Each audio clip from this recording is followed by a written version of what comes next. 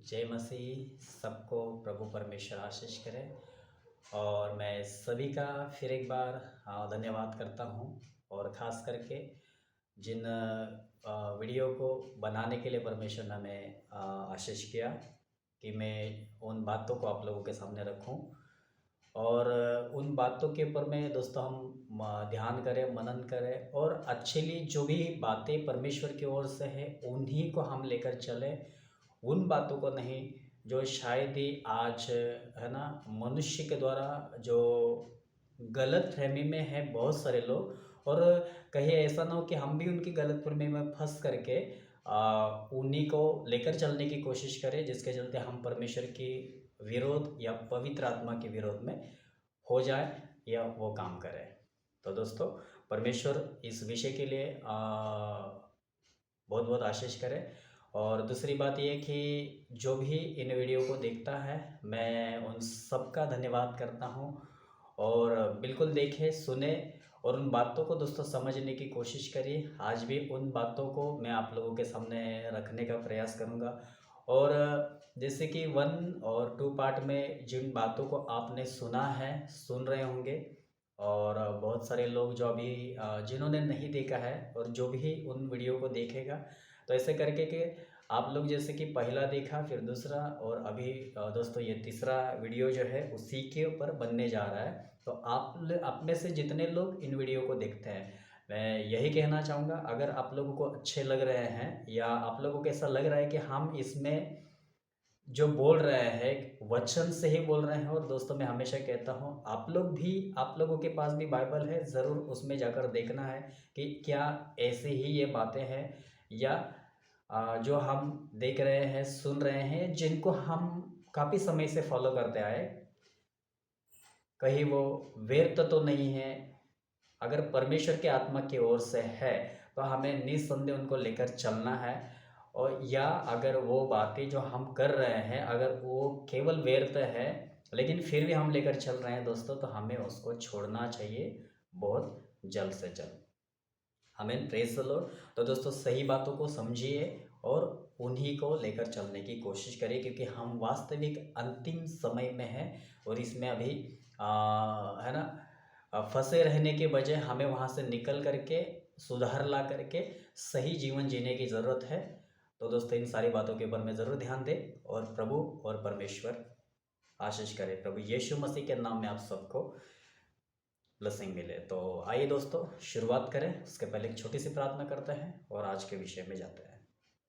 सर्वशक्ति महान हमारे सनातन विराट अद्भुत परमेश्वर, धन्यवाद करते हैं हर श्रोताओं के ऊपर आपका अनुग्रह दिन प्रतिदिन रहता है परमेश्वर, और भी रहे इसके लिए प्रार्थना करते हैं। धन्यवाद करते हैं प्रभु जी, हालेलुया। और जितने भी प्रभु जी हालेलुया इस कलीसिया के ऊपर आपका अनुग्रह है, और इस सारी दुनिया में जो लोग विश्वास योग्य है, जो आपको मानते हैं, भरोसा करते हैं, विश्वास करते हैं, और जो संसार से आपके पास आने वाले हैं आने वाले समय में, ये जो आ रहे हैं, उनके ऊपर भी आपकी दया, आपकी कृपा, आपका अनुग्रह बना रहे। और प्रभु जी प्रार्थना करते हैं कि हर एक व्यक्ति खरी शिक्षा और एक ऐसी कलीसिया जहाँ पर सच्चाई प्रकट की जा रही हो, ऐसा सेवक जो केवल सच्चाई का प्रचार करता हो, खरी शिक्षा का प्रचार करता हो, ऐसे जगह पर प्रभु जी जो भटके हुए हैं, जो गलत फहमी में या गलत जगहों पर लोग फंसे हुए, प्रभु जी वहाँ से उनको निकालने के लिए आपकी दया, आपकी कृपा उनके ऊपर में होने पाए। और इन वचनों के द्वारा बहुतों को आशीष करें, कृपा करें, अनुग्रह करें। ऐसा ही प्रभु जी आपने किया, इसके लिए धन्यवाद। आज के विषय को पवित्र हाथों में देते हैं और आपने महान अद्भुत कार्य किया करके विश्वास करते हैं और आपका धन्यवाद करते हुए आगे का समय आपके हाथों में देते हैं। और ये प्रार्थना हमारे उद्धार करता है यीशु मसीह के नाम से मांगते हैं हमारे स्वर्गीय पिता, आमीन आमीन आमीन। Praise the Lord. तो फिर एक बार दोस्तों बहुत ही उत्साहित है इस विषय को आप लोगों के सामने रखने के लिए। और मैं भी इस विश्वास से, इस आशा से कि आप लोग भी सुनने के लिए उत्साहित होंगे, या जब भी ये वीडियो आप लोगों के पास अपलोड होने के बाद में आता है तो आप लोग ज़रूर है ना, केवल सुनना नहीं है दोस्तों, सुनते समय आपको समझने की कोशिश करना है। क्योंकि जब हम सुनते हैं ना, जब हम अपना कान लगाते हैं सुनने के लिए, तो दोस्तों परमेश्वर का आत्मा जो है सुनते समय हमें समझाता है कि तुम सही बात सुन रहे हो या गलत बात सुन रहे हो, और वह हमें कुछ बातें समझाता है। कभी कभी हमें लीड होता है, ऐसा अगुवाई होता है, फील होता है, और भी हमें उसी विषय के ऊपर में कुछ बताना चाहते हैं, कुछ समझाना चाहते हैं। आमीन, प्रेज द लॉर्ड। तो बिल्कुल ये काम करिए और परमेश्वर आप लोगों के जीवन में काम करे। Praise the Lord. तो दोस्तों चलिए करते हैं आज के विषय की शुरुआत। तो जैसे मैंने दोस्तों उस वीडियो में बताया था कि एक महिला के बारे में मैंने बताया था जो हमारे गांव की थी। और जैसे मैं एक बात अभी शुरुआत में बता दूं कि हम वचन को पढ़े उसके पहले एक बात बता दूं। अभी बहुत सारे लोग दोस्तों अन्य भाषा में प्रार्थना करते हैं, ठीक है, अन्य भाषा में प्रार्थना करते हैं, और अन्य भाषा में प्रार्थना करते हुए जो है खुद भी करते हैं या और भी लोग करते हैं, उन्हीं के कहने के अनुसार हो या उनको देखने के अनुसार, ठीक है, कि चलो सामने वाला कर रहा है तो मैं भी कर रहा हूँ, या तो हम सब मिलकर करते हैं। इस प्रकार से भी बहुत सारी कलीसियाओं में ये होता है, ठीक है। अभी जिस तरीके से जिनका जो कुछ भी जिनके भी कलीसियाओं में या जहाँ कहीं भी हो रहा होगा दोस्तों, तो इनसे हमें कोई लेना देना नहीं। बस हमें ये देखना है वचन के द्वारा कि क्या हम जो कर रहे थे या जो भी हो रहा है, जैसे हमारा दृष्टिकोण जो है वचन के आधारित सही तरीके से होना चाहिए कि जो चीज़ हम देख रहे हैं, सुन रहे हैं या कर रहे हैं, क्या वो वास्तविक वचन के आधारित सही है या नहीं है। आमीन। तो जैसे जिस महिला के बारे में मैंने बताया था कि और वास्तविक यकीन मानिए कि उस महिला के जीवन में परमेश्वर के द्वारा एक दान जो है ना, वरदान उसके जीवन में दिया गया था। और जब हम मिल करके एक समय संगति कर रहे थे घर में, और वहाँ पर जब है ना पवित्र आत्मा ने उसको उसी दान में बोलने के लिए प्रेरित किया, तो दोस्तों यकीन मानिए कि वो बाइबल में से एक वचन हमें निकाल करके पढ़ने के लिए बोल रही थी।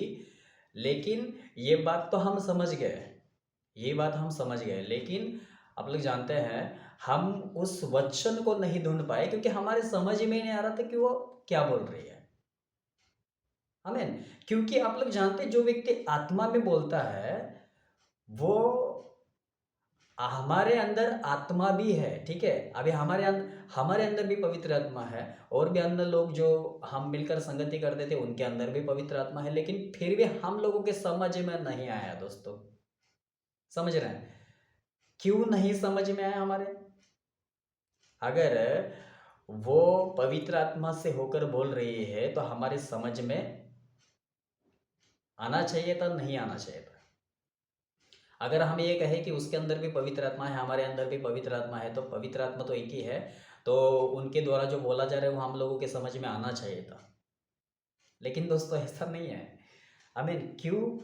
क्योंकि अगर उनके जीवन में पवित्र आत्मा को वरदान है तो वरदान का उनके पास अगर अनुवाद होता तो वो जो बोल रही है या जब वो बोल रही थी तो वो हमारे समझ में आता, क्योंकि वो एक्चुअली वो जो बोल रही थी ना वो हम लोगों की भाषा नहीं थी ना। समझ रहे हैं? वो हमारी भाषा नहीं थी, वो भाषा कोई और लैंग्वेज था, वो जो कि पृथ्वी का था, स्वर्गीय भाषा का नहीं था। अभी मैं आप लोगों को पहले ही बता देता हूँ। हालेलुया। पहले क्लियर कर देता हूँ कि जो भाषा वो बोल रही थी और जो आजकल के जो बोलते हैं ना, एक्चुअली मैं बोलकर नहीं बताऊंगा, जब कभी कोई सुनेगा तो थोड़ा उनको है ना अजीब लगेगा, या जैसे कि मैंने उसके विषय में कुछ बोल दिया, ये कर दिया। Praise the Lord. तो कहने का मतलब है ये सारी बातें जैसे मैंने उस जो पहले वीडियो बने उसमें भी बताया कि ये सब कुछ हम कर बैठे हैं, ये मैं सब कुछ करके बैठा हूँ हमें इन सारी भाषाओं में बोलते हुए, जिसका कोई मतलब ही नहीं है जिसको हम बोलते थे।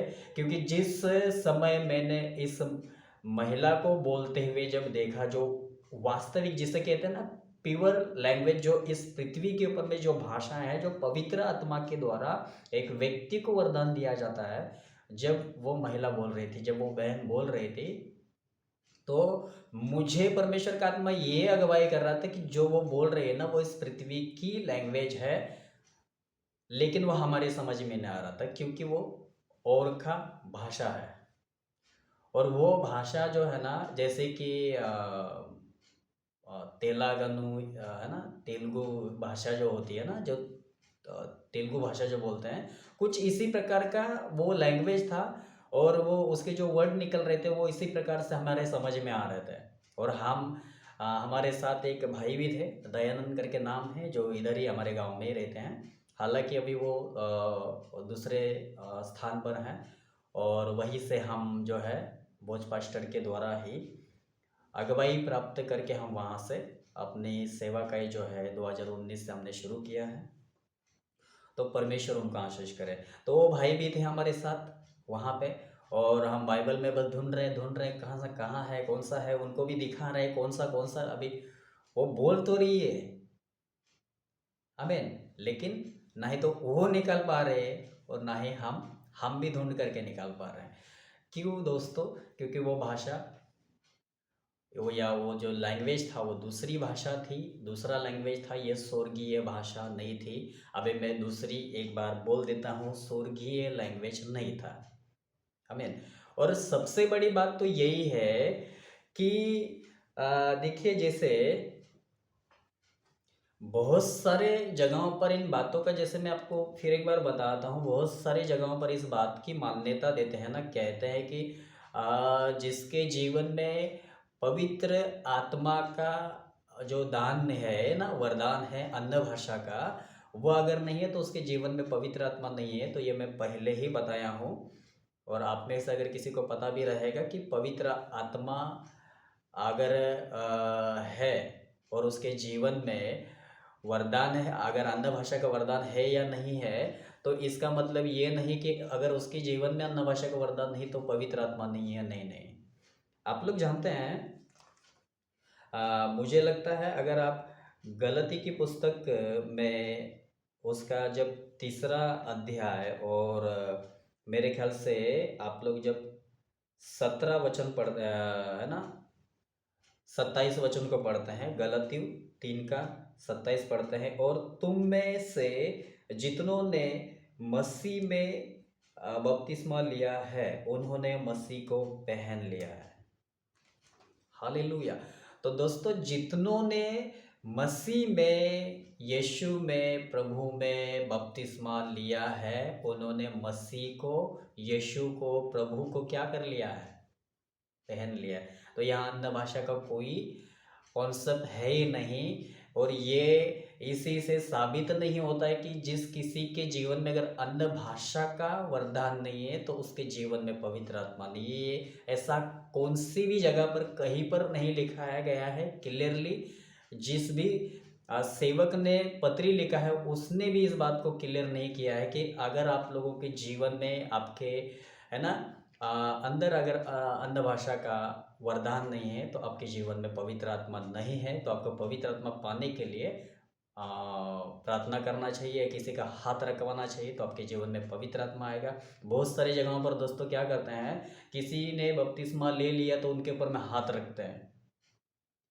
यकीन मानिए, मैंने खुद अपने आँखों से इन सारी बातों को देखा है। लेकिन हालांकि उस समय हम इतने प्रभु में मजबूत नहीं थे और नए नए थे, इसके लिए इन सारी बातों को, और जहाँ तक सेवकों की बात है, हम ठहरे छोटे, हम उनसे कैसे बात कर सकते हैं, उनको कैसे बता सकते कि ये ऐसा सही नहीं, क्योंकि उस समय में इतना बाइबल समझ में नहीं आता था ना हमें, और इतना ज्ञान नहीं था जिसके चलते हम उनको समझा पाएँ या बता पाएँ। आमीन। और हालांकि आज के समय में जो बड़े भी हैं, है ना, बहुत सारी कलीसियाओं के अंदर में आज छोटों का कौन सुनता है या कौन सुनेगा? आमीन, क्योंकि छोटा तो छोटा होता है। हालेलुया, आमीन, प्रेज द लॉर्ड।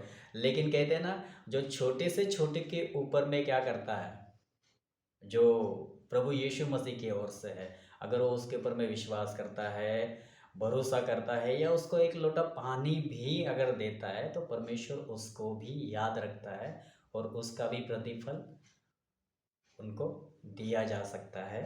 या वो लिखित है, उसको परमेश्वर ने ठहराया कि उसका प्रतिफल भी तुम नहीं खोओगे। आमीन। Praise the Lord. तो आज दोस्तों आप लोग जानते हैं योएल मेरे ख्याल से आप 2 का 28 वचन जब आप पढ़ते हो तो वहाँ पे परमेश्वर का आत्मा के बारे में जैसे लिखा है, अगर हम थोड़ा सा देख लेते हैं वहाँ पे, तो योएल 2 का 28 में जैसे कहा है कि उन बातों के बाद मैं सब प्राणियों पर अपना आत्मा उंडेलूंगा, तुम्हारे बेटी बेटियां भविष्यवाणी करेंगी और तुम्हारे पुराने स्वप्न देखेंगे और तुम्हारे जवान दर्शन देखेंगे। आमीन। तुम्हारे दास और दासियों पर भी मैं उन दिनों में अपना आत्मा उंडेलूंगा। तो परमेश्वर ने जो वादा किया कि परमेश्वर तुम्हारे बेटी और बेटियों में भी अपना आत्मा क्या करेगा, उन दिनों में उंडेलेगा।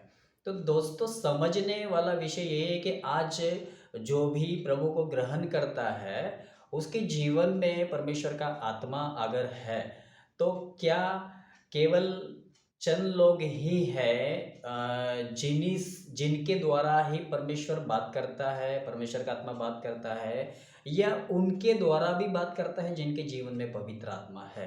क्या उनको भी कभी कभी लीड कर सकता है, उनको भी खड़ा कर सकता है कि अगर कहीं पर किसी भी कलीसिया में या किसी के जीवन से गलती हो रही है, वो गुनाह कर रहे हैं, पाप कर रहे हैं, या दाएं बाएं मुड़ रहे हैं और वो ध्यान नहीं दे रहे हैं, या इस बात के ऊपर में कभी उन्होंने फोकस नहीं किया, क्या इनमें से कोई है जो पवित्र आत्मा के माध्यम से खड़ा होकर इन सारी बातों को बता सकता है? बिल्कुल, क्योंकि परमेश्वर परमेश्वर है, परमेश्वर किसी के भी द्वारा ये कार्य कर सकता है अगर उनमें से कोई नहीं कर रहा है।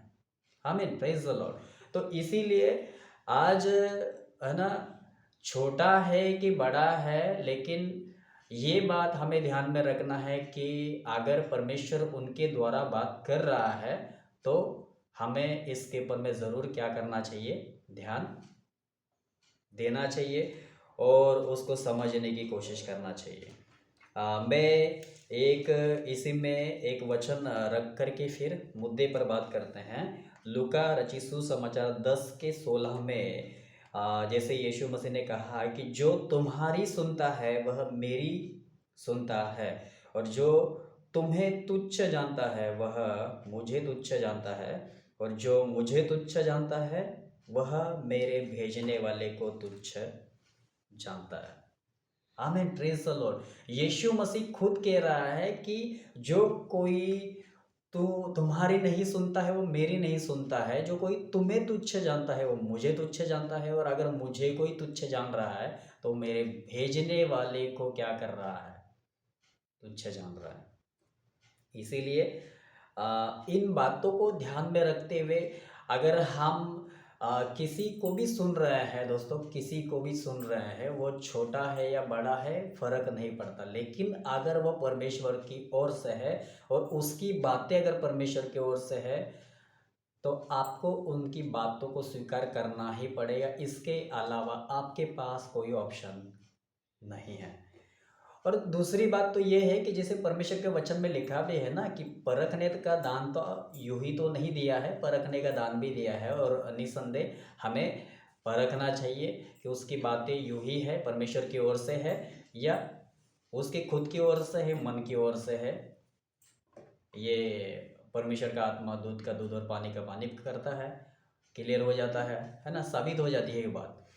और सबसे बड़ी बात यह कि वचन से ही हर किसी की पहचान होती है, पेड़ की पहचान फल से होती है। Praise the Lord. तो दोस्तों परमेश्वर बहुत बहुत आशीष करे, और हम वापिस अपने उस स्थान पर आते हैं और अभी इस मेन मुद्दे पर दोस्तों हम बात करते हैं। जैसे मैंने अभी एक महिला के बारे में जो बताया कि ये वो जो बोल रही थी, जैसे अगर पहली सदी में जो बातें हो रही थी, हालांकि उस बहन की तरह मैंने किसी को भी बोलते हुए नहीं देखा, किसी को भी अभी तक, हालेलुया, किसी को भी नहीं दोस्तों बोलते हुए थे, क्योंकि वो किसी की भाषा बोल रही थी।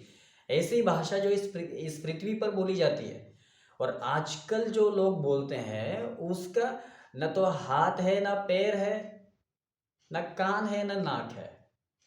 हमें दूसरी तरफ ठीक है, अगर कोई बोल ही रहा है तो बहुत सारे लोग तो उन्हीं का कॉपी करते हैं। अभी यही तो हम लोग भी किए अपने जीवन में। हम लोग भी ये बहुत बार किए और करते रहे जब तक की बातें समझ में नहीं आए। आमीन, प्रेज द लॉर्ड। तो ये आज बहुत सारे लोग कर रहे हैं। और जैसे मैंने एक जगह के बारे में बताया कि वहाँ पर शुरुआत की प्रार्थना हो या आखिरी प्रार्थना हो, वो प्रार्थना करते समय में क्या करते हैं, प्रार्थना करते करते करते करते एक अन्य भाषा जो है अन्य भाषा, इसको गीत में कन्वर्ट कर देते हैं, यानी उसको गीत में बदल देते हैं। और गीत में बदल करके दोस्तों बता दूं आप लोगों को कि जितने भी उस कलीसिया के अंदर में लोग रहते हैं ना, जितनों को आता होगा वो उस तरीके को सीख चुके होंगे। जिनको पता होगा वो पूरी तरीके से उसमें शामिल हो जाते हैं। और यकीन मानिए दोस्तों, मैंने उसको भी उस स्थान पर, जब मैं लगभग 4-5 दिन का वो मीटिंग था, लेकिन मैं 2-3 दिन ही रहा। 2 दिन मैंने फुल किया मीटिंग वहाँ पे। और संडे के दिन तो मैं वहाँ से निकल आया, जैसे मैंने दूसरे वीडियो में बताया भी है। आमीन, प्रेज द लॉर्ड। क्यों? क्योंकि यही विषय मुझे पूरी तरीके से है ना विवश किया वहाँ पर, ऐसे कि पूरी तरीके से कंफर्म हो गया कि अभी तो पक्का यहाँ से निकलना है हमें। क्योंकि ऐसी बातें अगर बाइबल के अंदर में कहीं पर भी नहीं पाई जा रही। और मैंने एक उद्देश्य भी देखा, मेन उद्देश्य देखा ये कि उनका जो लक्ष्य है पहले सदी की कलीसिया की तरह बनना, ये उनका लक्ष्य है उस कलीसिया का। आमीन। पहली सदी की कलीसिया के तरह, कि जैसे पहली सदी के कलीसिया के ऊपर में अन्य भाषा का है ना वरदान उतरा पवित्र आत्मा के द्वारा, वैसे ही आज जितने भी लोग जो कलीसिया के अंदर आते हैं, प्रभु के पास आते हैं, उद्धार पाते हैं, उनके जीवन में भी अन्य भाषा का जो दान है, वरदान है, ये अपरेड होना चाहिए, कार्य है ना, वो क्रियाशील होना चाहिए, कार्य उनके जीवन में निरंतर होना चाहिए। हर एक व्यक्ति जो कलीसिया के अंदर आता है, उद्धार पाता है, उसको अन्य भाषा आना ही चाहिए, वो बोलना ही चाहिए किसी भी परिस्थिति में। तो दोस्तों ये कहाँ तक सही है? क्या वचन में ऐसा ही लिखा है? कौन से ऐसे पत्री में लिखा है कि अभी बहुत सारे लोगों का ध्यान पहली सदी की कलीसिया के ऊपर में जाता है कि पहली सदी में जब अन्य भाषा का दान उतरा तो वो आज हर एक व्यक्ति के अंदर होना चाहिए। मुझे तो ये नहीं समझ में आता है कि फिर अगर किसी के जीवन में ये प्रूफ होता है, इससे प्रूफ होता है कि अगर किसी के जीवन में अन्य भाषा नहीं है तो उसके जीवन में पवित्र आत्मा नहीं है। तो फिर आज दोस्तों जिनके जीवन में समझ लीजिए, अभी हम अन्य भाषा में नहीं बोलते, और वास्तव में मैं सच कहता हूँ मैं अन्य भाषा नहीं बोलता। जब ये जो मैं बता रहा था अभी थोड़ी देर पहले कि जो मैं भाषा बोलता था उसको मैंने कभी का बंद कर दिया है, क्योंकि मुझे बाद में जब पता चला इसके बारे में, जब मैंने इसको समझ लिया कि ये क्योंकि पवित्र आत्मा ने दिया ही नहीं है, इसको मैंने खुद महसूस किया है। और ये मैं 100 नहीं लाख टक्का गवाही के तौर पर बताना चाहूँगा, मुझे ये पवित्र आत्मा के द्वारा दान नहीं मिला था। आमीन। और आज भी बहुत सारे लोग इस भाषा में बोलते हैं, इस लैंग्वेज में बोलते हैं। आप लोग जानते हैं अभी उनमें से कितने लोगों ने समझा है, नहीं समझा है, वो उनका प्रॉब्लम है, हमें इससे कोई काम नहीं। लेकिन जो मैं समझा हूँ, अगर वो भी समझ जाएं, इनमें से जिनके भी समझ में आता है तो उनके लिए अच्छा है, भला है। और उसके द्वारा वो क्या कुछ कर रहे होंगे ये तो परमेश्वर जानता है। हालेलुया। लेकिन जो मेरे समझ में आया वो बातें मैंने जानकर समझ करके उसको छोड़ दिया है, अभी मैं ये नहीं करता हूँ। और दूसरी बात ये भी कंफर्म है कि अगर किसी के जीवन में अन्य भाषा नहीं है, वो वरदान नहीं है, तो ये भी कंफर्म है कि उसके जीवन में पवित्र आत्मा है। 100 नहीं लाख टक्का, लाख टक्का, लाख टक्का है, मैं ये भी कहता हूँ। और जितनों तक ये वीडियो जाता है, जो कोई देखता है, मैं आप लोगों को कहना चाहता हूँ कि ये गलत फहमी में मत रहना। और जितने भी लोगों ने इस तरीके का संदेश भी अगर कभी सुना होगा तो मैं आप लोगों से कहना चाहता हूँ कि इस गलत शिक्षा से आप लोग दूर रहिए, क्योंकि इसमें कोई सत्य नहीं है। सच्चाई यही है कि जिस दिन आपने यीशु मसीह के नाम से बपतिस्मा लिया या बपतिस्मा नहीं लिया, बस आपने यीशु को प्रभु जानकर अंगीकार किया और ये विश्वास मन से किया कि पिता ने यीशु को मरे हुए में से जिलाया, तो दोस्तों मैं आपको कहना चाहता हूँ आपका उसी दिन उद्धार हुआ और उसी समय आपको पवित्र आत्मा भी दिया गया है। हालेलुया, आमीन, प्रेज द लॉर्ड। तो इसके बारे में बिल्कुल भी फिक्र ना करें कि आपको अन्य भाषा के लिए कंपलसरी प्रार्थना करते रहना होगा, उपवास करते रहना होगा, हाथ रखवाने होंगे कि जैसे तैसे आपको वो मिल जाए। भूल जाइए उस बात को और ये मत समझना, क्योंकि बहुत सारी जगहों पर दोस्तों इस बात को भी सिखाया जा रहा है कि वही लोग यीशु मसीह के दूसरे आगमन में उठाए जाएंगे जिनके जीवन में अन्य भाषा का दान होगा, वरदान होगा, जो काम करता होगा। आजकल मुझे दोस्तों ये बताने दीजिए कि जितने लोग अभी अन्य भाषा को लेकर कहते हैं ना कि जो जिसके जीवन में अन्य भाषा है और जो अन्य भाषा में प्रार्थना करते हैं, अन्य भाषा में परमेश्वर से बातें करते हैं, वो है ना अपनी उन्नति करते हैं और भी शक्ति सामर्थ्य बल पाते हैं, वो शैतान के साथ लड़ते हैं। तो क्या हम ऐसे नहीं लड़ते हैं?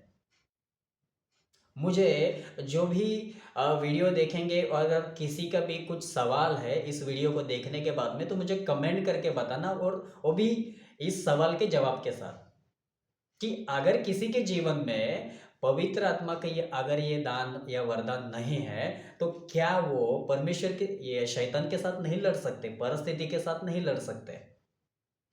ऐसा क्या कहाँ पर लिखा है कि केवल अन्य भाषा के द्वारा ही आप एक तो परमेश्वर से बात कर सकते हैं, या तो दूसरी बात आप शैतान से लड़ सकते हैं और इसी के द्वारा आपकी उन्नति होती है, इसी के द्वारा आपके जीवन में सारे काम होते हैं? कौन से वचन में? अभी जहां तक कुरिन्थियों की कलीसिया में जो बातें पौलुस बोल रहे हैं, आप लोग जानते हैं, सबसे पहले तो हमें उनको देखना होगा, समझना होगा कि वो क्या बोल रहे हैं, क्यों बोल रहे हैं, किस लिए बोल रहे हैं और किन लोगों से बात हो रही है, किन लोगों के से बात हो रही है, वो भी पत्री के द्वारा। और यकीन मानिए पौलुस आमने सामने नहीं है और ये फेस टू फेस बातें चल रही होंगी, नहीं, ये पत्री के द्वारा बातें हो रही है। हालेलुया, आमीन, प्रेज द लॉर्ड। तो दोस्तों ऐसा कुछ भी नहीं है कि जिसके जीवन में अगर अन्य भाषा नहीं है तो वो यीशु मसीह के साथ दूसरे आगमन में नहीं जा सकता। जितने लोगों की तैयारी होगी 100 नहीं लाख तक का वो मसीह के साथ, है ना, दूसरे आगमन में उठाए जाएंगे। ठीक है, तो इसका टेंशन नहीं। और दूसरी बात, हमें इन बातों का ध्यान रखना है खास करके कि हमें इसके लिए कभी भी ना तो प्रार्थना करना है कि आपके अंदर अगर अन्य भाषा का वरदान नहीं है तो आपके लिए उस वरदान के लिए प्रार्थना करना है।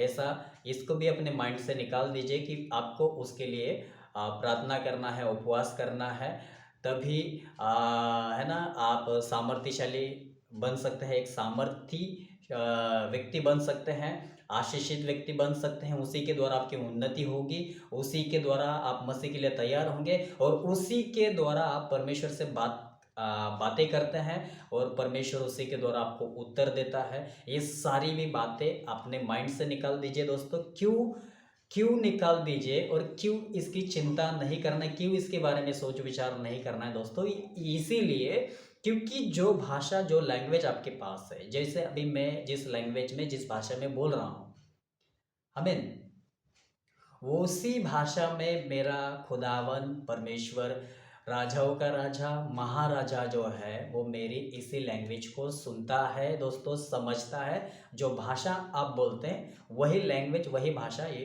परमेश्वर समझता है और समझ करके उत्तर भी देता है। ऐसा नहीं कि आपको बस उसी लैंग्वेज में आपको बात करना है, बातें करना है, प्रार्थना करना है, तभी आपके जीवन में। आजकल मुझे वो लोग बस, अगर किसी ने है ना, जो भी इस तरीके की बातें अगर कर रहे हैं या जिनके भी जीवन में ये कार्य हो रहे हैं, अगर उनमें से किसी ने इस वीडियो को देखने के बाद में अगर उनके जीवन में ये सवाल उत्पन्न हो कि नहीं ऐसा ही है जैसे पौलुस ने कहा है तो उसी तरीके से है और ऐसे ही होता है, अन्न भाषा का दान वरदान होना चाहिए और अन्न भाषा में प्रार्थना करना चाहिए, अन्न भाषा के द्वारा ही एक व्यक्ति की उन्नति होती है।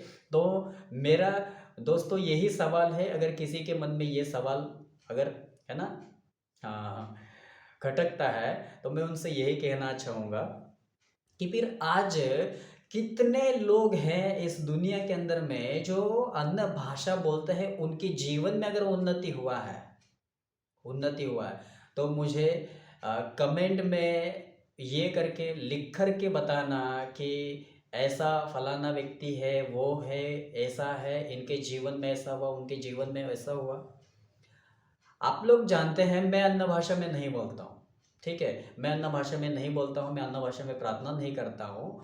तो क्या मेरी परमेश्वर प्रार्थना नहीं सुनता है? दूसरी बात, क्या ये नहीं मैं बोल रहा हूँ तो क्या मेरी उन्नति नहीं हो रही? आज आप लोग जानते हैं, जैसे मैंने जो मेरे बारे में जो बताया है कि मैं भी इन सारी बातों से जो वर्ड में बोलता था अभी मैं बोलकर नहीं बताऊंगा, ठीक है, क्योंकि वो दूसरों के लिए थोड़ा सा गलत तरीके का एक ये हो जाएगा कि हम नहीं, हमने छोड़ दिया, हम नहीं बोल रहे हैं तो अभी हम दूसरों की क्या कर रहे हैं, बुराई कर रहे हैं, तो ये हमें नहीं करना है। हालांकि वो इस वीडियो को देखकर सुनकर समझ जाए कि मैं क्या बोलना चाहता हूँ, अभी मैं उस वर्ड को बोलना नहीं चाहता, ठीक है। तो दोस्तों अभी जब मैं उसको छोड़ दिया, अभी मैं नहीं बोलता हूँ, तो क्या मेरे जीवन में उन्नति नहीं हो रही है? आज जब मैं इस मुकाम पर हूँ, इस स्थान पर हूँ, जो परमेश्वर मेरे जीवन में काम कर रहा है, परमेश्वर मुझे इस्तेमाल कर रहा है, यूज कर रहा है, तो ये कैसे हो रहा है? फिर जो परमेश्वर मुझे नॉलेज देता है, परमेश्वर मुझे बुद्धि देता है, ज्ञान देता है, मुझे सिखाता है, मुझे समझाता है, तो ये नहीं होना चाहिए ना फिर? अगर मेरे जीवन में अन्य भाषा नहीं है, वो वरदान नहीं है, तो फिर ये क्यों नहीं होना चाहिए? मैं यही तो कहना मांग रहा हूँ ना, यही तो समझाना चाहता हूँ। अभी बहुत सारे लोग यही तो कहना और समझाना चाहते हैं कि अगर किसी के जीवन में दान नहीं है, वो वरदान नहीं है, तो उसके जीवन में एक तो पवित्र आत्मा नहीं, ये कहते हैं। और जिसके जीवन में दान नहीं है तो उसके लिए उसको प्रार्थना करना चाहिए, उपवास करना चाहिए, तभी उसके जीवन में सारे काम होते हैं। तो मैं फिर एक बार पूछना चाहूँगा कि आज जितने लोग उपवास और प्रार्थना करते हैं उन सारी बातों के लिए, ठीक है, वो छोड़ दीजिए, और जितने लोग इसमें बोलते हैं वो कितने लोगों की उन्नति हुई है। बल्कि मैं आप लोगों का भी एक सच्चाई बताने जा रहा हूँ, ध्यान से सुनिए। जितने कई सारे लोगों को देखा है कि जब वो इसमें बोल रहे थे ना, आज एक तो उनमें से बहुत सारे लोग मसीह में नहीं है, और दूसरी बात उनका जीवन ही डाउन हो गया है। अगर नहीं सुना होगा तो दोबारा मैं एक बार बताना चाहूँगा दोस्तों कि जित इतने इसमें थे, बहुत सारे लोग इसमें से कुछ तो गिर गए हैं और कई सारे लोग गिरने की नौबत में हैं। अभी किसके जीवन में आप लोग जानते हैं, क्योंकि बहुत सारे लोग इन इन सारी बातों का प्रयत्न करते करते थक गए हैं। यही एक बात हमें ये समझना है कि परमेश्वर की बातों को पाने के लिए, प्राप्त करने के लिए हमें सबसे पहले देखना होगा कि वो क्या चाहते हैं। आपको क्या लगता है ये जरूरी नहीं, परमेश्वर क्या चाहता है। चलिए मैं आप लोगों को एक बात बता देता हूँ। जैसे कि अगर आप मेरे साथ यहाँ तिमोथियस की पत्री और सॉरी तिमोथियस की पत्री नहीं, हम रोमी की पत्री में आते हैं, थोड़ा सा रोमियो की पत्री में आते हैं। दोस्तों हम रोमियो उसका 12 अध्याय और 2 वचन पढ़ते हैं, तो देखिए यहाँ पर क्या लिखा है 12 का 2 में, इस संसार के सदृश ना बनो, परंतु तुम्हारे मन के नए हो जाने से तुम्हारा चाल चलन भी बदलता जाए, जिससे तुम परमेश्वर की भली और भावती और सिद्ध इच्छा अनुभव से मालूम करते रहो। तो दोस्तों यहाँ पर लिखा है भली भावती और सिद्ध इच्छा अनुभव से मालूम करते रहो। कैसे मालूम करते रहो? अनुभव से मालूम करते रहो।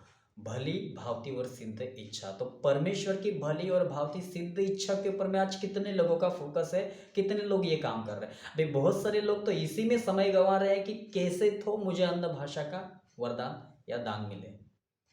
आप लोग जानते हैं, अभी आप लोगों ने सोशल प्लेटफॉर्म के माध्यम से अभी ठीक है, मैं सेवक का नाम नहीं लूँगा, लेकिन मैं एक इशारे में एक बात बताना चाहता हूँ। एक सेवक है जिसके है ना, आप लोगों ने कभी, अगर आप लोगों ने कभी वो वीडियो किसी के हाथ में हाथ लगा हो, आप लोगों ने देखा भी होगा, कैसे बहुत सारे बच्चों को है ना, स्टेज पर, जहाँ जो अपना क्या बोलते हैं उसको, प्लेटफॉर्म होता है ना, वहाँ पर जो प्रचार करने का स्थान होता है, वहाँ पर बहुत सारे बच्चों को इकट्ठा करते हैं। और बच्चे को इकट्ठा करके आप लोग जानते हैं, बच्चों के मुंह पर माइक लगा करके फिर उनको कहते हैं कि बस अभी तुम क्या करो, उस वर्ड को बोलना स्टार्ट करो। जो वर्ड हम बोलते हैं वो वर्ड को बोलना स्टार्ट करो। जैसे जैसे वो, आप लोग जानते हैं, बच्चे बोलते बोलते बोलते बोलते बोलते बोलते बोलते बोलते जैसे हुई ही वो जैसे कि राबा राबा रिबा राबा रेखा राबा, ये जितने भी जो दो तीन लैंग्वेज हैं, जब वो है ना, जबान उसकी लड़खड़ाने लगी, बोलने लग गया, तो उस सेवक ने ये बात को डिक्लेयर कर दिया कि देखो ये महान परमेश्वर के बच्चों के ऊपर भी उन्होंने अनुग्रह किया और उनको भी अन्य भाषा का दान दिया या आत्मा से भर दिया। छोटे छोटे बच्चे हैं।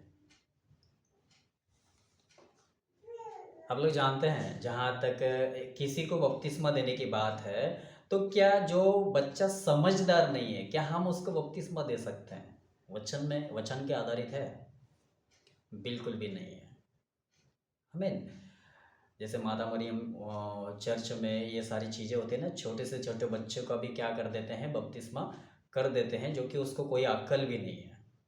हमारे ग्रुप में है एक परिवार जो इधर महाराष्ट्र में ही रहते हैं वैसे, हालांकि उनकी लड़की है जो अभी गुजरात में है। परमेश्वर उनका आशीष करे, समझ रहे हैं प्रभु, और जितने उनके घर परिवार के हैं, प्रभु उनके भी जीवन में कार्य करे कि वो भी वहाँ से निकलने पाए।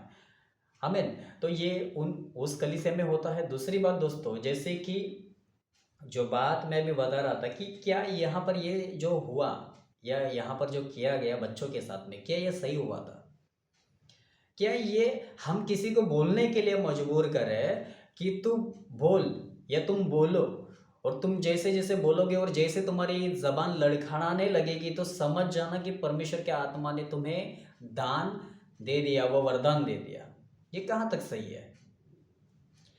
क्या जब 120 लोगों के ऊपर में जब परमेश्वर का आत्मा जब उतरा, तो परमेश्वर का आत्मा हम क्या देखते हैं, यहाँ लोग अपनी सामर्थ्य से पाने की कोशिश करते हैं। लेकिन दोस्तों, यहाँ पर अगर आप ध्यान से सुनोगे ना, जैसे 2:4 में लिखा है, वे सब पवित्र आत्मा से भर गए और जिस प्रकार आत्मा ने उन्हें बोलने की सामर्थ्य दी, वे अन्य अन्य भाषा बोलने लगे, यानी भिन्न भिन्न भाषा बोलने लगे। तो दोस्तों, उनको आत्मा ने सामर्थ्य दिया, आत्मा ने शक्ति दिया, आत्मा ने बल दिया बोलने के लिए।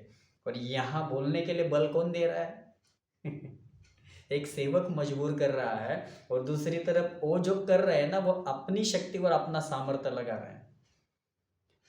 फर्क नजर आ रहा है क्या आप लोगों को? देख रहे हैं? वचन के आधारित मैचिंग करके देखिए, थोड़ा सा आप लोग भी सोच विचार करिए, आप लोगों को थोड़ा समझ में आएगा। तो दोस्तों, ये क्या सही हो रहा है? और जितनों तक ये वीडियो पहुंचता है, जितने लोग इस वीडियो को देखते हैं, मैं आप लोगों से भी क्वेश्चन करता हूं, आप लोग मुझे कमेंट करके बताना कि क्या ये सही था या गलत था। और सबसे बड़ी बात यह है कि जितने लोग जो कमेंट नहीं करते हैं, तो मेरा रिक्वेस्ट है, ज़रूर करिए, क्योंकि आपके कमेंट से ही तो पता चलेगा मुझे। आमीन, प्रेज द लॉर्ड। तो ध्यान रखें दोस्तों इन बातों का। जब भी इन बातों को आप देखते हैं, सुनते हैं, तो आपके मन में सवाल तो फिलहाल अभी रहना ही नहीं चाहिए, क्योंकि इन बातों को सुनने के बाद में क्लियर हो जाने चाहिए, इन बातों को सुनने के बाद। आमीन, प्रेज द लॉर्ड। तो समझते हैं फिलहाल उन बातों को, जैसे जितनी बातें अभी मैं आप लोगों के सामने रखा। अभी दोस्तों हम ये देखते हैं कि अन्य भाषा जिसको हम कहते हैं, ये जैसे मैंने अभी दूसरे वीडियो में बताया है, पार्ट 2 में बताया कि भाषा के जो परिभाषा है उसके 3 अर्थ होते हैं, 3 मतलब होते हैं। एक होता है मौखिक भाषा, यानी बोलकर समझाने वाली। दूसरी भाषा लिखित भाषा, जो लिख करके समझाई जाती है। और तीसरी दोस्तों संकेतिक, जो संकेत करके या इशारे में, है ना, समझाया जाता है। जैसे आप 2 पार्ट को देख लेना, मैंने इसमें ये बताया है। आमीन, प्रेज द लॉर्ड। तो दोस्तों ये जैसे अभी पौलुस के उस बात को मैं आप लोगों को थोड़ा सा रखता हूँ। अगर यहाँ आपने पहला कुरिन्थियों उसका 14 और उसके अगर आप 10 वचन को दोस्तों पढ़ते हैं, अगर आपने यहाँ से 6 वचन से पढ़ा तो आप लोगों को पता चलेगा कि जब तक जो आप बोल रहे हो उसमें अगर आपके जो सफाई नहीं होगी, यानी आप जो बोल रहे हो ना वो जीभ से अगर साफ साफ ना बोलो तो कैसे समझा जाएगा। तो दोस्तों जैसे मैंने जिस बहन का नाम लिया था, है ना, कमला करके उनका नाम है, जो हमारे गांव की थी। हालांकि आज उनका जीवन किस तरीके से क्या कुछ है वो हमें नहीं पता, परमेश्वर जानता है, ठीक है। लेकिन दोस्तों जो रियल बात मैं आप लोगों को बताना चाहता हूं कि उसके जीवन में वास्तविक परमेश्वर के द्वारा वरदान दिया हुआ था। किसके बारे में? अन्य भाषा के विषय में। यानी उसके जीवन में वरदान तो था लेकिन उनके पास अनुवाद नहीं था। आमीन। तो अभी यहाँ पर जैसे पौलुस कहता है ना कि जो तुम जीभ से बोल रहे हो अगर वो साफ साफ नहीं बोलेंगे तो वो बोल तो रही है लेकिन अनुवाद के साथ वो सफाई से नहीं बोल रही, इसीलिए तो हमारे समझ में नहीं आ रहा। जो हमारे साथ जो भाई थे, दयानंद भाई थे, और भी हम जो ग्रुप के साथ में लगभग 8-10 जन बैठ करके प्रार्थना करते थे, दुआ करते थे, है ना, प्रभु की महिमा करते थे मिल करके, लेकिन किसी के समझ में नहीं आ रहा था। क्यों नहीं आ रहा था? क्योंकि वो जबान से साफ साफ नहीं बोल रही थी।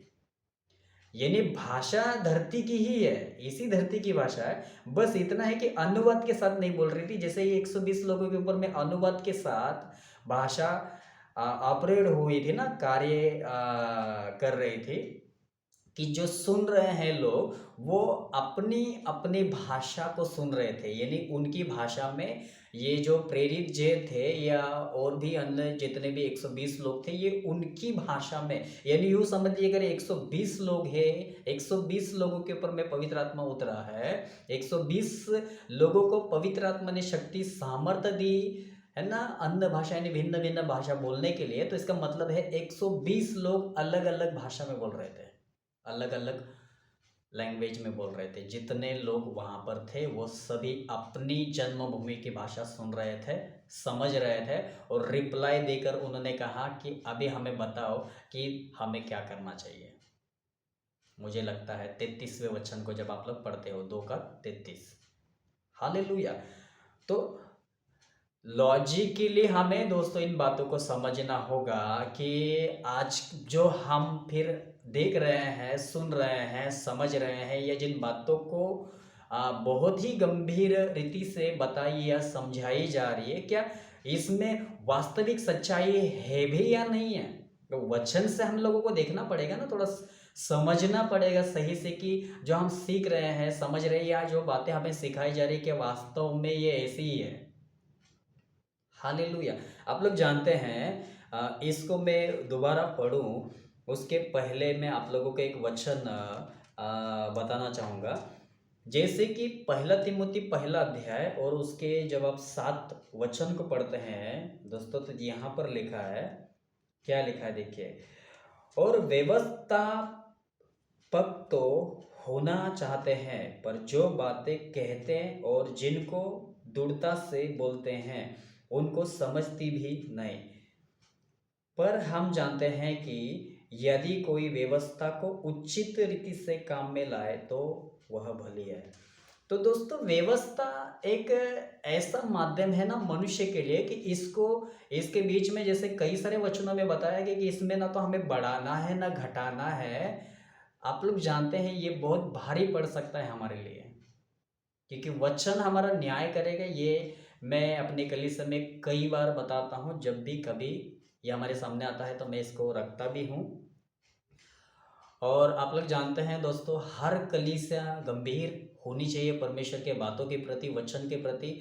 आज जो ज़रूरी नहीं है, अगर हम उसी के पीछे लगे हुए हैं तो इससे क्या लाभ होने वाला है? अभी अन्य भाषा को प्राप्त करने के द्वारा आपके जीवन में क्या लाभ होने वाला है? अभी ठीक है, जिनके जीवन में है नहीं, अगर वो उसके पीछे लगे हुए हैं, उसके लिए प्रार्थना कर रहे हैं, उसके लिए उपवास कर रहे हैं, उसके लिए हाथ भी रखवा रहे हैं, या हर मीटिंग में जाते हैं, हर मीटिंग को अटेंड करते हैं, सब कुछ कर रहे हैं वो पाने के लिए।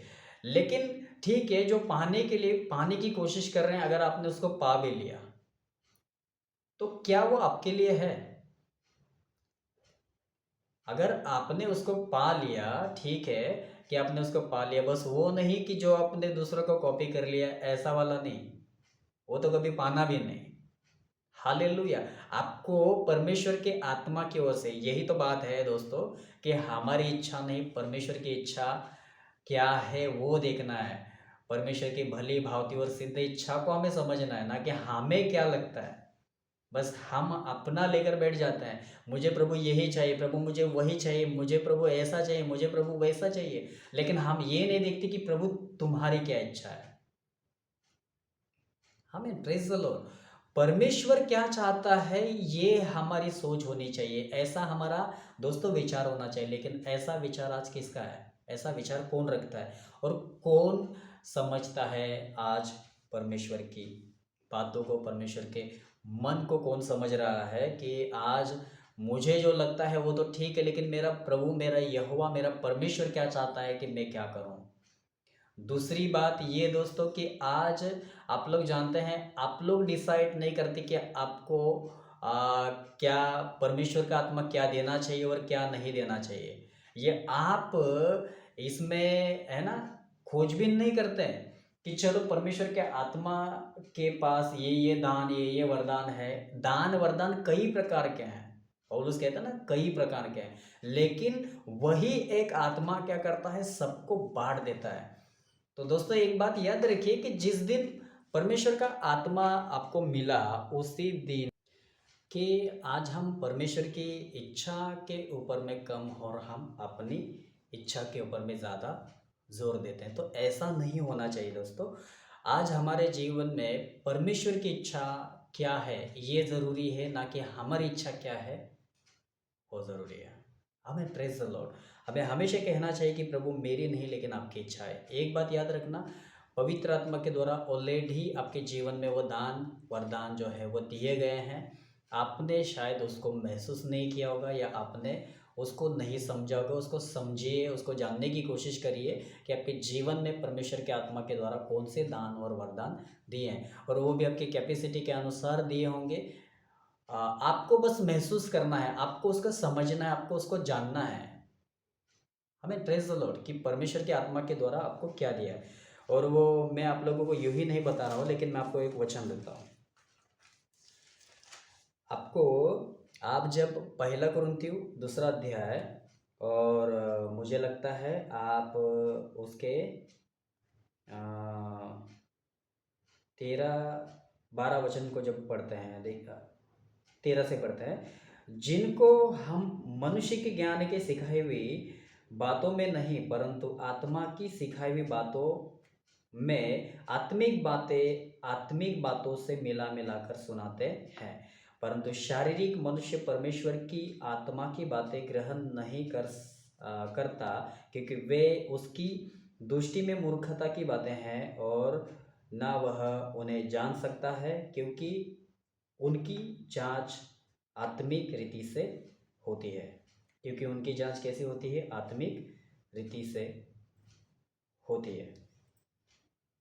लेकिन जैसे लिखा है कि आत्मिक जन सब कुछ जांचता है, परंतु वह आप किसी से जांचा नहीं जाता। और आगे कहता है, हम में प्रभु का मन है। ठीक है। और आप जब मुझे लगता है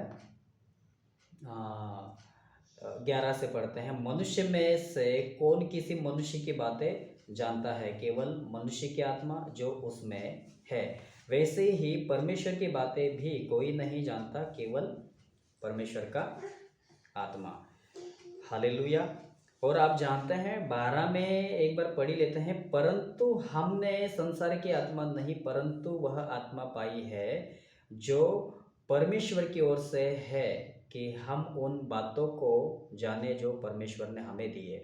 तो दोस्तों, हम उन बातों को जान सकते हैं जो परमेश्वर ने हमें दी है, क्योंकि हमें संसार की आत्मा नहीं दी है ना। हमें कौन सी आत्मा दी है? हमें पवित्र आत्मा दिया गया है, जिसके चलते हमारे जीवन में जो भी परमेश्वर के आत्मा के द्वारा जो बातें दी है, तो उसी के द्वारा हम सीखेंगे ना, उसी के द्वारा समझेंगे, और वही हमें समझाएगा कि आपके जीवन में क्या है और आपके जीवन में क्या होना चाहिए, आपके जीवन में क्या करना चाहिए। ये भी तो सारी बातें परमेश्वर का आत्मा ही डिसाइड करेगा कि आप डिसाइड करेंगे। आमीन। कि आज इधर जाना है, आज उधर जाना है, कल ये करना है, परसों ऐसा करना चाहिए, ऐसा ही होना चाहिए, उस तरीके से होना चाहिए, आज के आज होना चाहिए, परसों नहीं होना चाहिए। ये आपका विचार है, लेकिन आपके विचार में ये विचार होना चाहिए कि प्रभु मेरी नहीं। अगर आपने चाहा परसों उधर तो परसों उधर, आपने चाहा कल उधर तो कल उधर, आपने चाहा आज इधर तो आज इधर। ये सारी बातों में आपके हर सवाल के जवाब में केवल परमेश्वर होना चाहिए कि कहाँ क्या कुछ होना चाहिए और क्या कुछ करना चाहिए। यानी हमें हमेशा परमेश्वर को कहना चाहिए कि प्रभु आपकी इच्छा, आपकी इच्छा, आपकी इच्छा, आपकी इच्छा। यानी हर स्थान पर केवल किसकी इच्छा? आपकी इच्छा। आमीन। Praise the Lord. हालेलुया। जिसके चलते कहीं ऐसा ना हो कि रोमियो उसका अगर आप 8 अध्याय का 9 वचन पढ़ते हैं, तो यहाँ पर लिखा है, परंतु जबकि परमेश्वर का आत्मा तुम में बसता है, तो तुम शारीरिक दशा में नहीं परंतु आत्मिक दशा में हो। यदि किसी में मसीह का आत्मा नहीं तो वह उसका जन नहीं है। हालेलुया। तो इसका मतलब यह है कि एक व्यक्ति के अंदर जब पवित्र आत्मा आ जाता है, तो उसका जीवन शारीरिक दशा में ना रहकर उसका जीवन आत्मिक दशा में आ जाता है, और अभी वो परमेश्वर का जन बन चुका है, परमेश्वर का भक्त बन चुका है, परमेश्वर का, है ना, कार्यकर्ता बन चुका है, परमेश्वर की कलीसिया बन चुका है, भवन बन चुका है, और सब कुछ।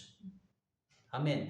लेकिन दोस्तों, अगर उसके जीवन में पवित्र आत्मा के द्वारा जीवन अगर संचालित नहीं है, तो इसका मतलब यही है, इस वचन के आधारित अगर हम देखते हैं, कि फिर उसका जीवन जो है वो आत्मा में ना होकर अगर स्वाभाविक शारीरिक जीवन में अगर वो जी रहा है, चल रहा है, तो इसका मतलब यही है कि वो परमेश्वर का जन नहीं, परमेश्वर की कलीसिया नहीं, और परमेश्वर का कुछ भी नहीं। आमीन। आत्मा में चलना, पवित्र आत्मा में चलना, पवित्र आत्मा की प्रेरणा में चलना बहुत ज़्यादा ज़रूरी है। हालेलुया। तो दोस्तों, जैसे अभी मैंने 2 का ये जो 11 वचन से पढ़वाया, अगर आप इस लाइन को थोड़ा सा ध्यान से पढ़ोगे और फिर आप जाते हो उस विषय के ऊपर में कि अगर किसी मनुष्य का आत्मा ही मनुष्य की बातें जानता है, उसी प्रकार से परमेश्वर की आत्मा परमेश्वर की बातों को जानता है, और फिर वही हमें सिखाता है कि जो हमारे अंदर है। आमीन। और फिर आगे लिखा है कि जैसे वो 13 में कहता है ना, कि जिन बातों को हम सिखाते हैं, वो कैसे कहता है, देखिए, जिनको हम मनुष्य के ज्ञान के सिखाई हुई बातों में नहीं परंतु आत्मा की सिखाई हुई बातों में आत्मिक बातें आत्मिक बातों से मिला मिला कर क्या करते हैं, सुनाते हैं। तो इसका मतलब इनको सीखने और समझने के लिए एक व्यक्ति को आत्मिक दशा में ही होना चाहिए, तभी वो उन बातों को सीख सकता है, समझ सकता है, और दूसरों को भी सिखा सकता है, समझा सकता है। लेकिन अगर किसी का जीवन रोमियो 8:9 के अनुसार और यहाँ है ना 2:14 के अनुसार अगर आत्मिक बातें वो सुन रहा है लेकिन अगर किसी के समझ में नहीं आ रहा, तो इसका मतलब यही हो सकता है ना कि उसका जीवन आत्मिक दशा में ना होकर उसका जीवन शारीरिक दशा में है। ठीक है, और वो उसको ग्रहण नहीं कर सकता। क्यों? क्योंकि उसका जीवन शारीरिक दशा में है। आमीन, प्रेज द लॉर्ड। तो दोस्तों यही बात आप लोग थोड़ा सा ध्यान दीजिए, जिससे मैंने पहले भी उस वीडियो में भी बताया है कि यहाँ 120 लोगों के ऊपर में जब परमेश्वर का आत्मा उतरा और जैसे इनको बोलने के लिए शक्ति, सामर्थ और बल दिया परमेश्वर के आत्मा ने, और उनको बोलने के लिए अनुवाद के साथ बोलने के लिए प्रेरित किया, और यकीन मानिए कि वहाँ पर जो लोग थे वो शारीरिक लोग थे, आत्मिक लोग तो नहीं थे ना। तो आत्मिक लोग होते तभी तो वो आत्मा की बातें समझते, सीखते, ठीक है ना। लेकिन वो लोग को उनके अंदर में पवित्र आत्मा तो था नहीं, तो फिर कैसे वो सीख रहे थे या समझ रहे थे, सुन रहे थे ध्यान से, और उन बातों को वो समझ गए कि ये हमारी लैंग्वेज है, हमारी भाषा है, हमारी जन्मभूमि की भाषा है, और वह हर एक व्यक्ति सुन करके समझ रहा था। सोचिए, सुन करके क्या कर रहा था? समझ रहा था। हमें तो मुझे लगता है कि उनके समझ में नहीं आना चाहिए था। जैसे यहाँ पर लिखा है कि शारीरिक व्यक्ति जो होता है वह आत्मा की बातें ग्रहण नहीं करता, तो फिर उन्होंने कैसे ग्रहण किया? समझ रहे हैं? हालेलुया। इसीलिए दोस्तों ग्रहण किया, क्योंकि वो उनकी भाषा में बोल रहे थे। अगर आत्मा में आत्मिक बातें अगर बोल रहे होते ना तो उनके समझ में नहीं आता। हालेलुया। कहीं ऐसा ना हो कि हे भारत माता और मुझे कुछ भी समझ में नहीं आता। हमें ऐसा ना हो, समझना जरूरी है। ये तो बस एक, ठीक है, जिसे कहते हैं ना, एक किसी ने कविता के तौर पर इसको लिखा या उसको बोला गया है, हालांकि डायलेक्ट के तौर पर। तो ये डायलेक्ट कहीं हम लोगों के जीवन में ना फिट बैठे, ठीक है। आमीन, प्रेज द लॉर्ड। तो कहना मैं यही चाहता हूँ दोस्तों, बातों को समझिए और ध्यान से समझिए कि अगर उनकी लैंग्वेज में ये लोग नहीं बोल रहे होते तो उनके समझ में नहीं आता, और ना ही मेरे ख्याल से इन वचनों के आधारित तो बिल्कुल भी उनके समझ में नहीं आना चाहिए था, जो कि उनके समझ में आया, क्योंकि उनके अंदर में पवित्र आत्मा नहीं था और ना ही वो लोग आत्मिक थे। तो उनके नज़र में तो मूर्खता की बातें होनी चाहिए थी ना, जैसे यहाँ पर लिखा है कि जैसे लिखा है कि ग्रहण नहीं करता क्योंकि वे उसकी दृष्टि में मूर्खता की बातें हैं और वह ना उन्हें जान सकता है, क्योंकि उनकी जांच आत्मिक रीति से होती है। तो इनकी जांच भी आत्मिक रीति से होनी चाहिए थी। क्यों? आप लोग जानते, क्योंकि आत्मिक बातों का मतलब क्या होता है? जो परमेश्वर की बातें हैं, जिसको हम कहते हैं प्रकाशन, जो परमेश्वर की गहरी बातें होती है, आत्मा की ओर से होती है, उन बातों को दोस्तों, परमेश्वर की बातों को, परमेश्वर के वचन को समझने के लिए एक व्यक्ति को आत्मिक होना जरूरी है। तभी वो जो सामने से एक सेवक जब वचन को प्रीच करता है, वचन का प्रचार करता है, और कलीसिया में अगर कोई आत्मिक जन है ना, तो उन बातों को केवल सुन ही नहीं रहा होता है, लेकिन वो समझता है, और वो पर समझने के साथ साथ परमेश्वर का आत्मा कुछ बातों के लिए उसको प्रेरणा देता है, प्रकाशन देता है। ये कार्य होता है एक व्यक्ति के जीवन में, इसे कहते हैं आत्मिक बातें। आमीन, प्रेज द लॉर्ड। और उसके जीवन में कार्य होता है, लेकिन वहां पर और भी लोग होते हैं दोस्तों, वो तो सुन तो रहे हैं लेकिन वो स्वाभाविक शारीरिक दशा में है, इसलिए वो बातें उन्होंने सुनी क्या और नहीं सुनी, इससे उनके जीवन में कोई असर और कोई फर्क नहीं पड़ता। ऐसे भी लोग होते हैं, इसीलिए तो उनके जीवन में कार्य नहीं होता, इसीलिए उनके जीवन में कार्य दिखाई नहीं देता, बदलाव दिखाई नहीं देता। बस आना जाना जारी है लेकिन बदलाव नहीं है। समझ रहे ना?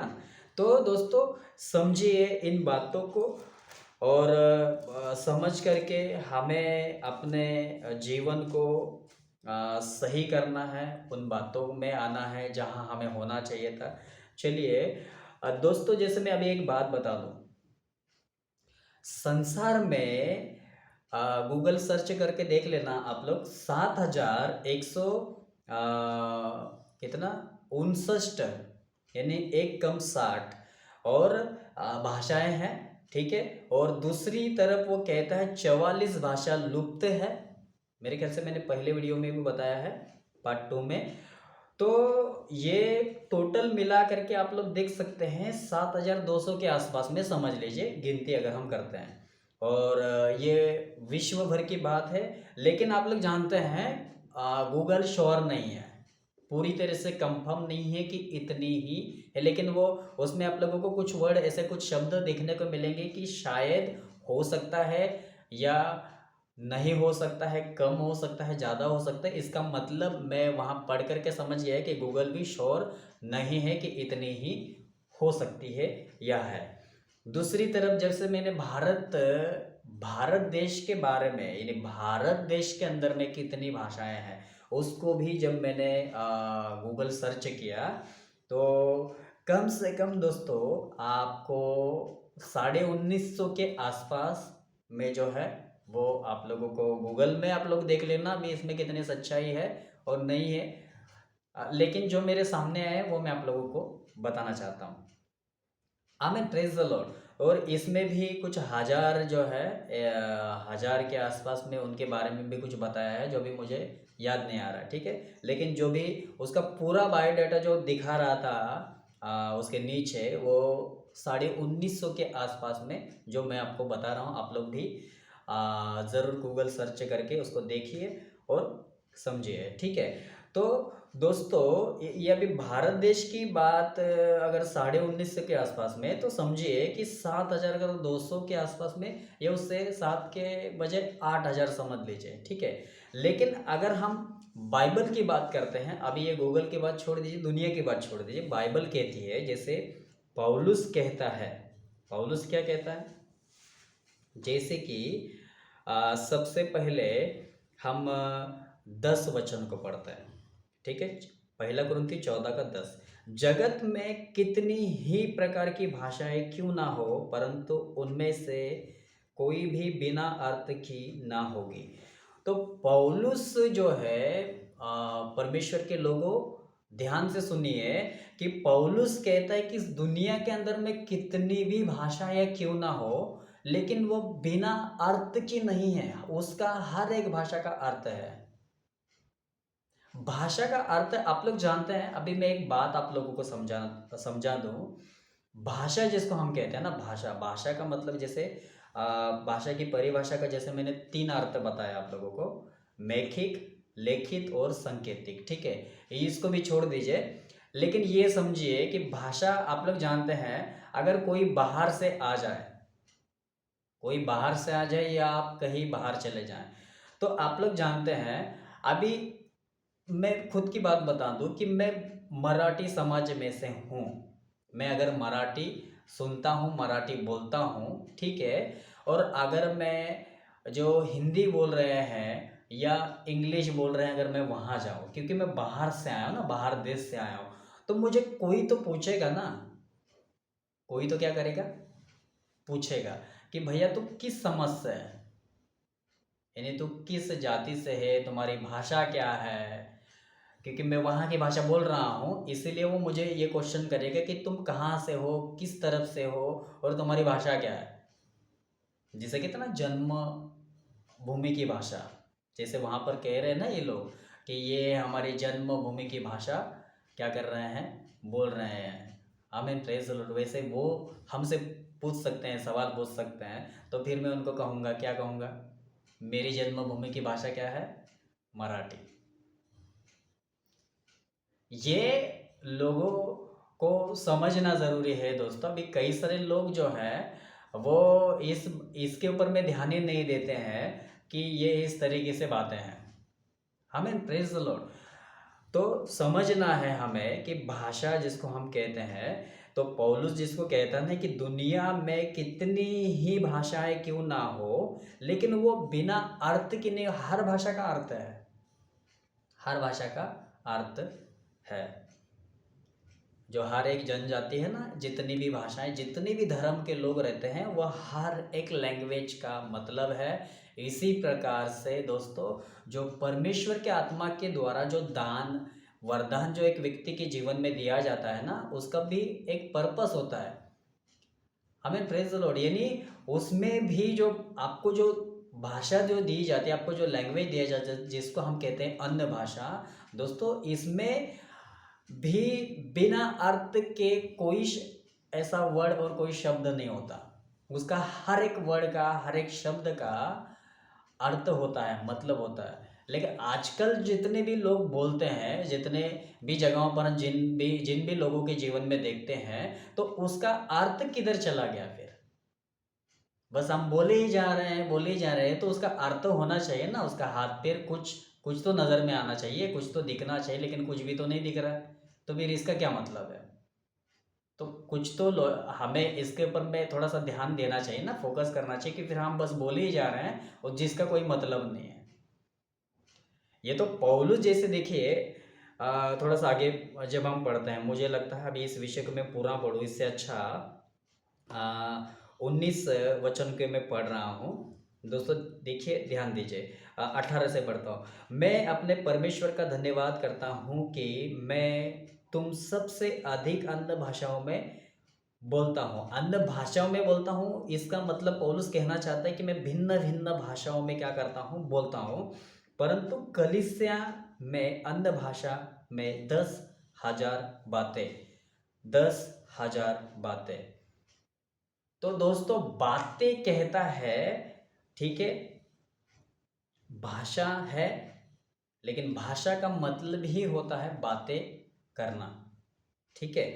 तो कहता है 10,000 बातें कहने से यह मुझे और भी अच्छा जान पड़ता है कि दूसरों को सिखाने के लिए बुद्धि से 5 ही बातें कहूँ। बुद्धि से दोस्तों 5 ही बातें क्या करूँ, कहूँ। तो फिर आज जैसे इस बात को क्यों नहीं सुनते, फिर लोग क्यों नहीं इस बात को लेते, क्यों नहीं इस बात को समझते? फिर अगर पौलुस कहना चाहता है कि अन्य भाषा में, अन्य बातों में, भाषा में नहीं, बातें, भाषा के ऊपर में लोग ज्यादा अन्य भाषा में बोलो, अन्य भाषा में प्रार्थना करो, अन्य भाषा को प्रार्थना है ना, प्राप्त करने की कोशिश करो। अन्य भाषा नहीं, भाषा की परिभाषा है क्या है, बातें। समझ रहे हैं? अन्य भाषा जिसको हम कहते हैं ना, अन्य भाषा जिसको हम कहते हैं, अन्य भाषा की परिभाषा क्या है? भाषा की परिभाषा बातें, यानी बातें करना। आमीन। तो कहता है 10,000 बातें करने से अच्छा मैं 5 बातों को लेता हूँ, यानी 5 लैंग्वेज को लेकर के बुद्धि से, आत्मा से नहीं, बुद्धि से, बुद्धि से क्या करता हूँ। वो कहता है कि मुझे और भी अच्छा जान पड़ता है कि दूसरों को सिखाने के लिए बुद्धि से 5 ही बातें कहूँ, बुद्धि से 5 ही बातें कहूँ। इसका मतलब ये है कि वो बुद्धि से 5 ही बातें दूसरों को समझाने के लिए, दूसरों को समझाने का जहाँ तक दोस्तों विषय आता है, तो इसका मतलब यही है ना कि पौलुस उसको खुद समझ रहा है फिर, यानी उसको हम खुद समझ सकते हैं। ऐसा ही ये विषय आता है ना हमारे सामने कि पौलुस अगर बुद्धि से दूसरों को समझाने का विषय आ गया, तो इसका मतलब ये है कि जब अभी देखिए मैं आप लोगों को समझा पा रहा हूँ, इसीलिए समझा पा रहा हूँ कि सबसे पहले मैंने इसको समझा है, सबसे पहले मैंने इसको समझा है, सबसे पहले मैं समझता हूँ पढ़ने के बाद में, इसीलिए तो मैं आप लोगों को समझा सकता हूँ, सिखा सकता हूँ। यही इसका मतलब है ना। तो पौलुस कहता है कि मैं बुद्धि से क्या करता हूँ, 5 बातों को 10,000 भाषा में बोलने से अच्छा है ना दोस्तों। तो जैसे 10,000 भाषा में से, 10,000 बातों में से, 10,000 लैंग्वेज में से वो 5 बातों को लेकर के खुद समझ करके दूसरों को समझा रहा है।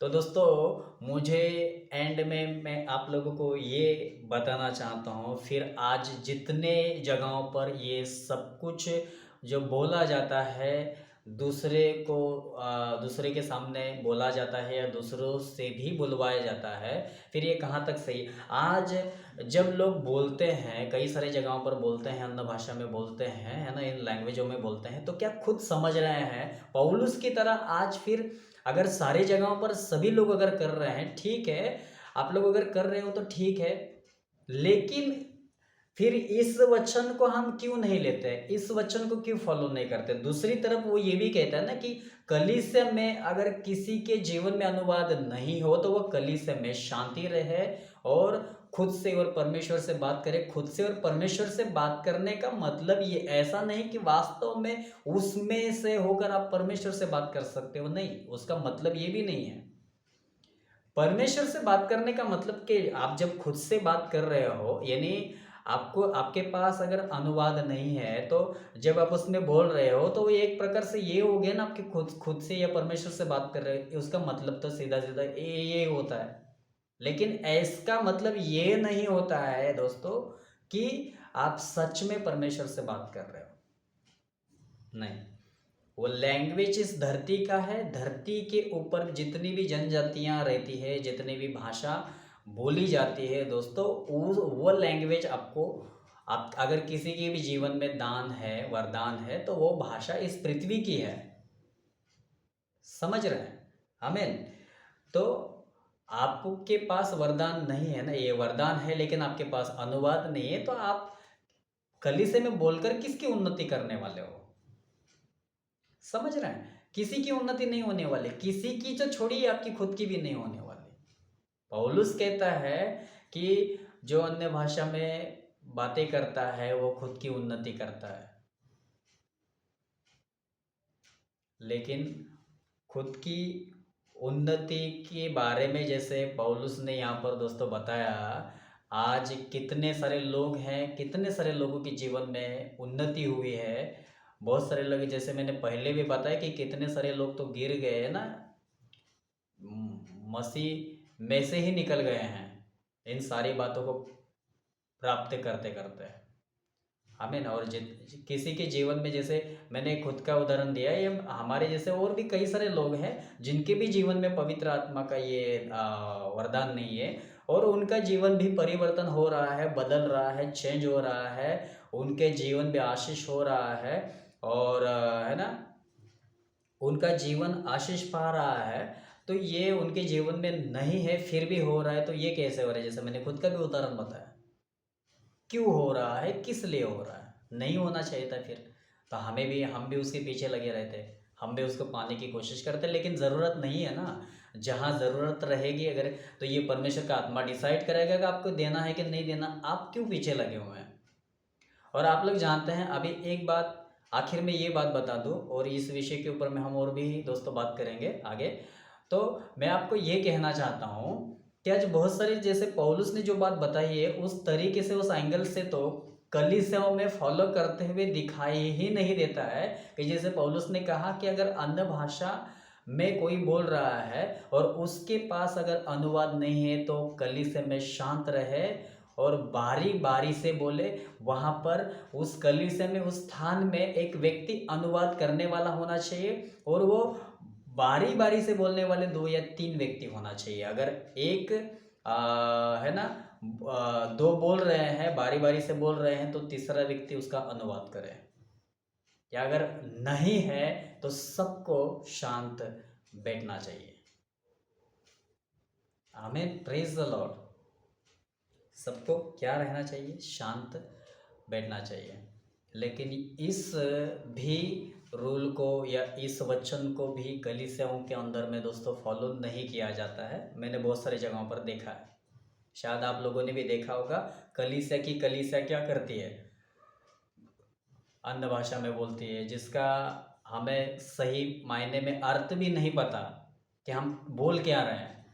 पौलुस यहाँ 5 बातों को कहता है, 5 बातों को बुद्धि से वो समझ रहा है, आत्मा से नहीं, आत्मा से नहीं, बुद्धि से। तो इसका मतलब यही है कि वो खुद भी समझ रहा है और दूसरों को भी समझा रहा है। आज कहाँ ऐसी कलीसिया है, कहाँ ऐसे सिखाने वाले हैं कि जो खुद भी बोल रहे हैं, खुद भी समझ रहे हैं और दूसरों को भी समझा रहे हैं। तो दोस्तों सावधान रहिए, और मैं उन सबको कहना चाहूँगा जितनों तक ये वीडियो जाता है ध्यान से सुने समझे और अपने जीवन में आगे बढ़ने की कोशिश करिए। और जहाँ कहीं भी आपको अगर वचन के आधारित ये सारी बातें नहीं दिखाई दे रही है तो आप लोग इसी से समझ जाना कि आप सही जगह हैं या कौन सी जगह है, या क्या आपको बोलना चाहिए नहीं बोलना चाहिए। आपके जीवन में आप खुद निर्णय डिसीजन लीजिए, किसी के कहने के अनुसार, किसी के दबाव के अनुसार कि नहीं आपको ये करना ही चाहिए, ये आपके जीवन में होना ही चाहिए। तो मैं आपको कहना चाहता हूँ 100 नहीं लाख टक्का कहना चाहता हूँ कि आपके जीवन में इसकी कोई ज़रूरत नहीं है। आप फिर भी दूसरे आगमन में यीशु मसीह के साथ जा सकते हैं अगर आप सही जीवन जीते हैं। और है ना, आगे बहुत सी बातें हैं जो मैं आप लोगों के सामने रखूंगा, लेकिन फिलहाल तो सावधान रहे, अपने जीवन को सुरक्षित रखें। परमेश्वर इस वीडियो के द्वारा, इस वचन के द्वारा, संदेश के द्वारा सुनने के बाद आप लोगों को सभी को परमेश्वर बहुत ऐसे आशीष करें। और दोस्तों परमेश्वर बहुत बहुत कार्य करे आप लोगों के जीवन में, इसके लिए धन्यवाद। Praise the Lord. और परमेश्वर दोस्तों बहुत बहुत आशीष करें। मिलते हैं नेक्स्ट वीडियो में, तब तक के लिए जय यीशु, प्रेज द लॉर्ड और गुड बाय, धन्यवाद।